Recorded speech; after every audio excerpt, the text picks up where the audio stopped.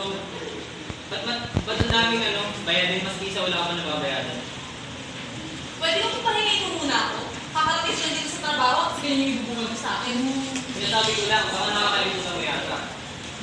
Eh kung tinutulungan mo ako, hindi puro na ako dito sa bahay. Gawin mo naman yung responsibilidad mo bilang tatay.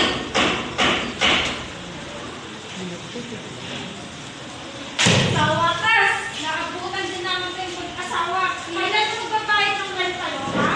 Ang araw na nililay ang bayad ng rent pa. Ay, magagawa ka. Hindi na kayo magbabayad ng linggo.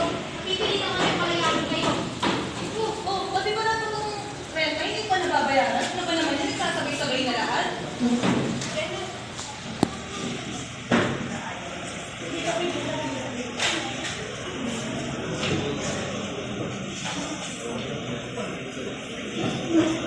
Ma! Need ko na ng pambili ng uniform! Ako rin ma, salamat na rin ang pambayad ng patient. Bahala mo, sunod na. Oo,